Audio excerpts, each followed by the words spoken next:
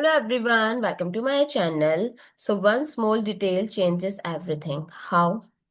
What people do, 2 minus 8 as minus 6, 2 minus 8 as minus 6 and minus 6 times minus 6 as plus 36, which is the wrong answer. Yes. So what small detail they missed? 2 minus 8 bracket 2 minus 8. In this type of question, we have to always follow PEMDAS rule. As per this rule, first solve the parenthesis,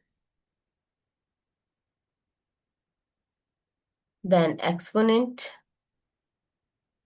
then multiplication, division, both have same priority. Similarly, addition and subtraction. So 2 minus 8, 2 minus 8 is minus 6 and multiply.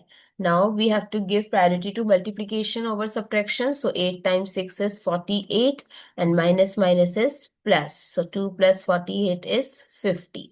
So what is the correct answer? 50, not 36. I hope it's clear and you find it useful. So don't forget to share your feedback through like, share, comment and subscribe to my channel. Thanks for watching. See you in the next video.